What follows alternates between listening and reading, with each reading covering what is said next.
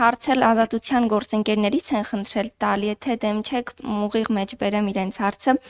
Տիկին Ղազարյան, ձեզ են հարցնում, ինչ որ կասկած ունեք, որ մայրաթոռը եկեղեցիներն այլ անձանց է հանձնելու, որ նման օրենք եք գրել, օրինակներ բերեք ձեր կասկածը հիմնավորող մեջբերման ավարտը։ Շնորհակալ եմ հարցի համար, մենք այդ հարցը շատ մանրամասն քննարկենք ազգային ժողովի ակումբի նիստում, հույս ունեի, որ հետևած կլինեք, բայց մի քանի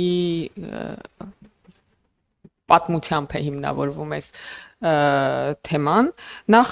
եկեք արձանագրենք, որ հուշարձանների պահպանությունը պետք է ամրագրվի անկախ նրանից, թե կան այդ պահին կասկածներ, թե ոչ։ Երկրորդ, մենք գիտենք, մամուլում կան հրապարակումներ, ես հիմա եկեղեցու հաստատի իրավական ներկայացուցիչի ընտանիքի անդամներին չթիրախավորելու համար անունները եւ հասցեները չեմ տա, բայց կան հրապարակումներ, որ Կտրուչ Ներսիսյանը իր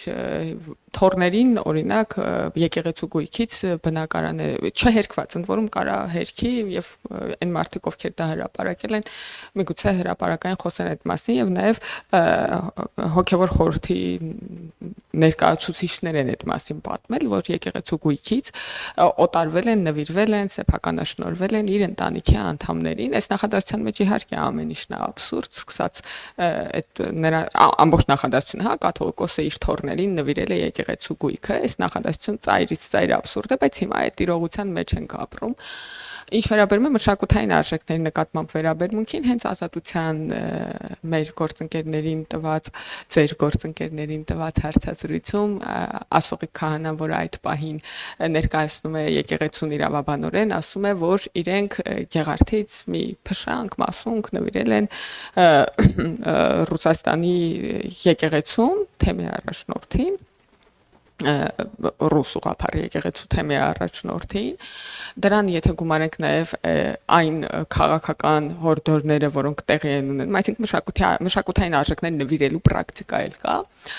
ընծայաբերելու, եթե կարելի է այդ բառերը, ճշգրիտ բառերով նկարագրել, հա, կանոնադրական, ընդ որում նվիրելու եւ ընծայաբերելու իմաստով, իրավական իմաստով այդտեղ ոչ մի տարբերություն չկա, այդ սեփականության օտարման հարց է առաջանում։ Դրան եթե գումարենք նաև այն խոսույթը վերջին 8 ամիսների, որ գեներացվում է իր քաղաքական այս պահին կաթողիկոսի պաշտոն զբաղեցնող մարդու քաղաքական համախոհների շրջանակում, այսինքն տեղափոխել մայրաթոռի նստավայրը եւ Ռուսաստանից կառավարել, որևէ կերպ չի կարող բացառվել, ընդ որում չի միջամտել, հա, եկեղեցին խորհուրդը, հոգևոր խորհուրդը ասի դադարեցրեք, Հայաստանն է այն վայրը, կենտրոնը հոգևոր, որտեղից մենք պետք է շարունակենք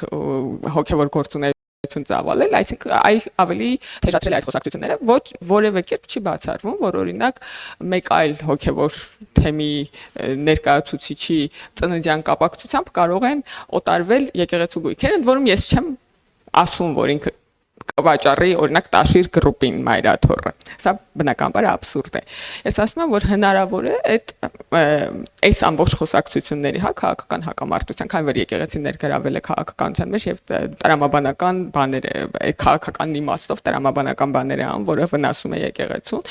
Ինքը կարող է օրինակ տեղափոխվել նոր Նախիջևանի թեմ եւ օրինակ նոր Նախիջևանի թեմի վրա գույքը գրանցել, ինչը հիմնավորվում է նաեւ նրանով, որ այս նախագծի քննարկումից հետո բազմաթիվ քահանաներ միջնորդավորված եւ ուղիղ հրապարակային եւ ոչ հրապարակային կապվել են ինձ հետ եւ առաջարկել են մյուս գույքերն էլ ներառել այդտեղ եւ ասել են, որ իրենք նույնպես այդ խոսակցությունները լսել են եւ այլն եւ այսպես շարունակ։ Սա այն մասով արդյոք ինչպես է հիմնավորվում, բայց նույնիսկ եթե որևէ հիմնավորում չլինի, պետության պոզիտիվ պարտավորությունն է, ընդ որում բազմաթիվ միջազգային կոնվենցիաներով պաշտպանել իր տարածքում գտնվող կրոնական հուշարձանները, կան երկրներ եւ առաջադեմ երկրներ, ժողովրդավար երկրներ, աշխարհի երկրների մեծամասնությունը, ովքեր որևէ կերպ ուրիշ որևէ կազմակերպության սեփականության իրավունք չեն տալիս։ Ասենք օրինակ Հունաստանում եկեղեցիները բացի պետությունից սեփականության իրավունքով որևէ մեկին պատկանելու իրավունք չունեն։ Եվ այդպես երկրները շատ են։ Հետևաբար դա առաջադեմ միջազգային պրակտիկա է, որը մենք կարծում ենք Հայաստանն է պետքա որդեգրի։ Իհարկե հիմա ընդհանրակարգային իրավական խոչընդոտներ կան, բայց դա ավելի տրամաբանական է, որովհետև այդ եկեղեցիները պատկանում են հայ ժողովրդին, դա հայ ժողովրդի մշակութային ժառանգությունն է։ Հավանիր տեսանյութը եւ բաժանորդագրվիր նորությունները բաց չթողնելու համար։